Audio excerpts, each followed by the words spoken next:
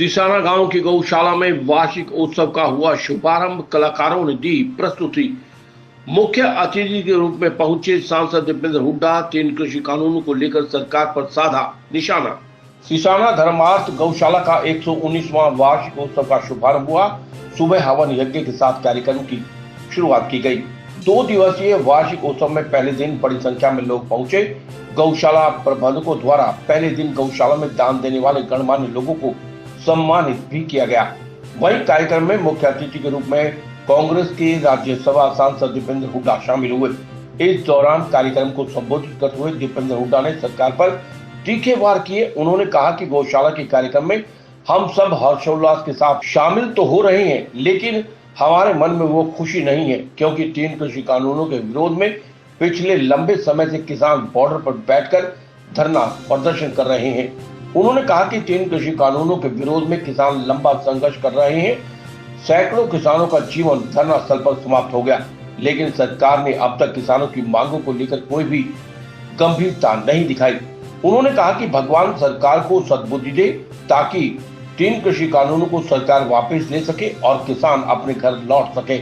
भाजपा की केंद्र और राज्य सरकार को घेरते हुए उन्होंने कहा कि हुड्डा सरकार में प्रदेश विकास दर में प्रति व्यक्ति आय जैसे मामलों में सबसे आगे रहता था, परंतु जब से प्रदेश में भाजपा की सरकार आई है, प्रदेश लगातार पिछड़ता जा रहा है। बेरोजगारी में हरियाणा का नाम सबसे पहले आता है, अब अपराध में हरियाणा का नाम सबसे पहले आता है। उन्होंने कहा कि प्रदेश के मुख्यमंत्री या मंत्री कहीं पर भी जाते हैं तो उनका विरोध हो रहा है।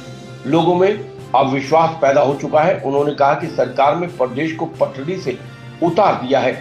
इस सरकार ने कोई नया काम तो किया नहीं, उल्टा जो काम पहले से पास हो चुके थे उनको अधर में लटका दिया। सोनीपत में रेल कोच फैक्ट्री बनकर तैयार होनी थी, खरगोदा में IMT बननी थी, लेकिन 7-8 साल से नाम मात्र का काम हुआ है। उन्होंने कहा कि लोग सरकार से निराश हैं। वार्षिक उत्सव के दौरान गौशाला में भंडारे का भी आयोजन किया गया। कार्यक्रम के दौरान विधायक जयवीर सिंह, विधायक इंदुराज नरवाल, गौशाला प्रधान महावीर सिंह, एडवोकेट हिम्मत दहिया, मनबीर दहिया, राजकुमार पहलवान, संदीप एडवोकेट, आनंद प्रधान, रणदीप दहिया, चांद पहलवान, आजाद सिंह पार्षद सहित बड़ी संख्या में गणमान्य लोग मौजूद थे। में सार्वजनिक प्रोग्राम मैं समझता हूँ कि क्योंकि ये कोरोना की दूसरी लहर के बाद सार्वजनिक कार्यक्रम का ये मौका मिला है गांव में, क्योंकि जो अप्रैल मई में जो दूसरी लहर आई उसके बाद कोई सार्वजनिक प्रोग्राम गांव में मेरा नहीं हो पाया था। तो माड़ा वक्त था, पूरे दुनिया के देश के आगे एक माड़ा वक्त था, निकल गया। आज हम यही गौशाला के इस पावन प्रांगण में सबसे पहले भगवान से यही प्रार्थना करते हैं कि भाई ये इस तरह का माड़ा वक्त कभी दुनिया के आगे, हमारे देश के आगे, हमारे इलाके में ना आए और आने वाला समय ढेरों खुशियों भरा समय हो, सबके लिए खुशहाली लेके आए।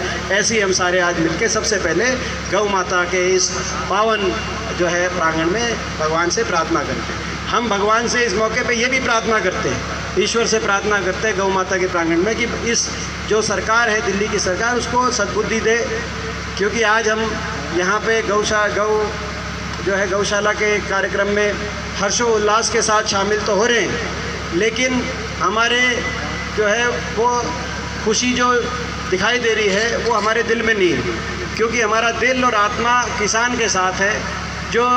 जो किसान लगभग 1 साल से जो धरनों पे बैठा है, जिन धरनों में लाखों करोड़ों लाखों की संख्या में किसानों ने अलग अलग प्रोग्रामों में पूरे देश में हिस्सा लिया।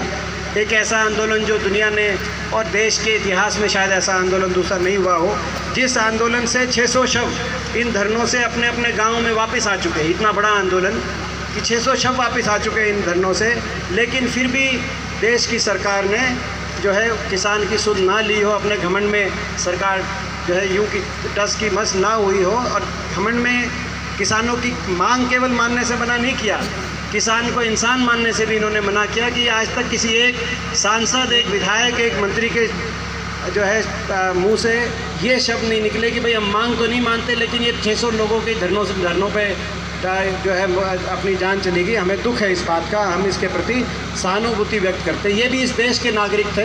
तो खैर मैं उस बारे में ज़्यादा लंबी बात नहीं करूँगा कि मुझसे ज़्यादा उस दर्द को आप महसूस करते हैं। लेकिन आज इस प्रांगण से हम भगवान से प्रार्थना करते हैं, भगवान सरकार को सद्बुद्धि दे और किसान की सुने। ये जो है किसान इस देश का नागरिक है, इस किसान की बात सुनी जाए और इस जो है किसानों की मांगों को मानते हुए तीनों कानूनों को वापस लेते हुए किसान को वापस लौटने का रास्ता मिले। तो आज ये भी हम यहाँ से एक प्रार्थना करते हैं। हरियाणा प्रदेश में जो ये सरकार है इसको 7 साल हो गए और केंद्र सरकार को 7.5 पौने 8 साल हो गए। आपने इनका कार्यकाल देखा है, कार्यशैली देखी है। आज प्रदेश, हरियाणा प्रदेश, जो प्रदेश एक समय में 2014 से पहले देश में सबसे आगे के प्रदेशों में गिनती होती थी विकास दर में, प्रति व्यक्ति आय में, निवेश में, आज 8 साल के बाद 7.5-8 साल के बाद इनकी सरकार कार्यशैली के बाद वही प्रदेश, हरियाणा प्रदेश की गिनती बेरोजगारी में देश में नंबर 1 पे हो रही है। सबसे ज़्यादा बेरोजगारी हरियाणा में, सबसे ज़्यादा अपराध दर भारत सरकार के अनुसार सबसे ज़्यादा अपराध दर हरियाणा के अंदर। और जिस तरीके से एक भाईचारे के साथ खुशहाली की तरफ हरियाणा बढ़ रहा था, आपसी भाईचारा खुशहाली का एक प्रतीक हरियाणा बन चुका था, आज इस सरकार ने इन 7.5-8 साल में कितना नुकसान पहुंचाया इस प्रदेश को।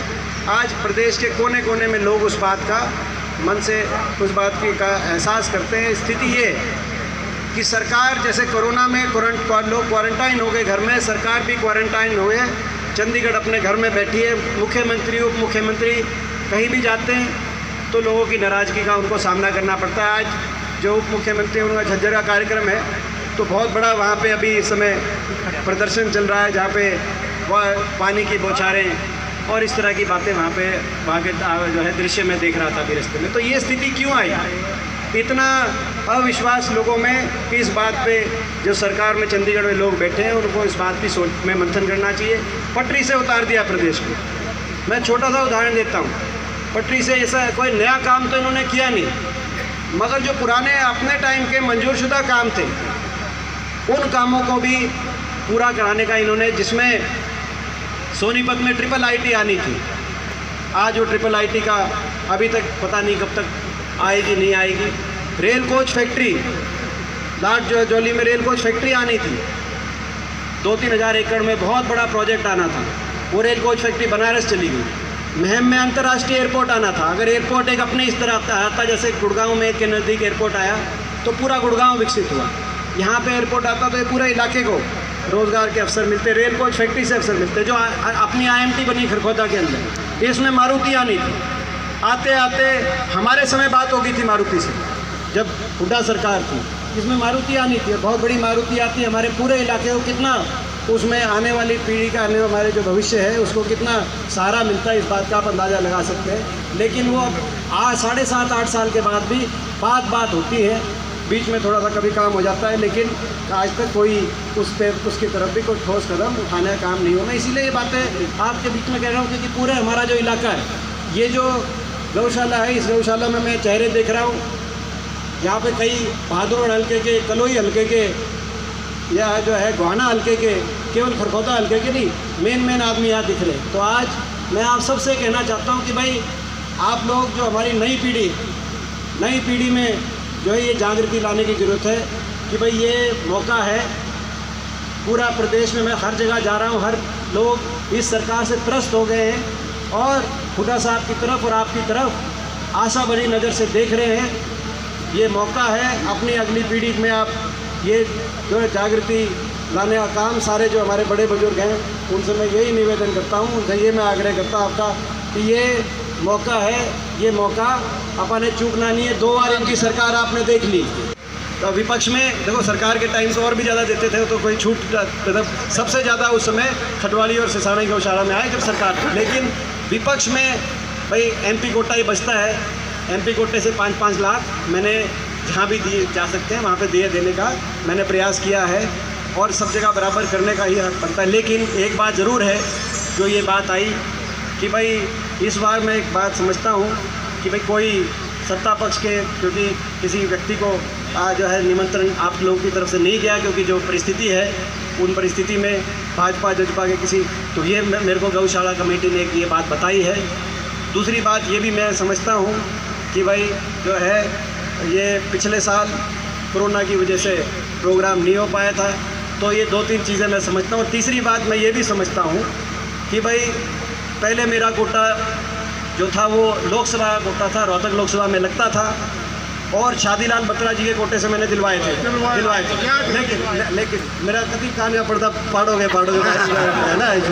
तो वो शादीलाल बत्रा जी जो दूसरे राज्यसभा के सांसद थे उनके कोटे से दिलवाए। मगर अब राज्यसभा में, चलो लोकसभा में तो हाँ वो आपका भी है, मैं आपका भी जोड़ूंगा, क्योंकि लोकसभा में तो आपने देखा लोकसभा में किस तरीके से साम दाम दंड का प्रयोग मेरे खिलाफ हुआ लोकसभा इलेक्शन में। और जो आपके सामने ज़्यादा मैं नहीं कह सकता, मगर आपको एक एक बात का पता है। लेकिन उसके बाद आपने विधायक जिताए, इसीलिए आपका जोड़ रहे हैं। यहाँ इनकी वोट से, एमएलओ की वोट से भाई जो है, हाँ ये दो एमएलए आ रहे हैं, इनकी वोट पड़ी, एमएलओ की वोट पड़ी। और हरियाणा में आज भाई 15 सांसद हैं, 14 बीजेपी के हैं, मगर एक आपके भांजे को भी जो है ये एमएलओ की वोट से वहाँ भी जाने का, विपक्ष में कम से कम ऐसा नहीं तो हरियाणा एक ऐसा प्रदेश हो जाता अगर उसमें भी, और वो 31 पे ही बनना था, एक आधी भी सीट कम हो जाती तो हरियाणा एक ऐसा स्टेट था कि 15 के 15 बीजेपी के ही पाते। आज 14 बीजेपी के हैं सांसद, जबकि हकीकत क्या है वो आपको पता है। तो राज्यसभा के कोटा मिलने के बाद मैं पूरी स्टेट में दे सकता हूँ पहली बार भाई।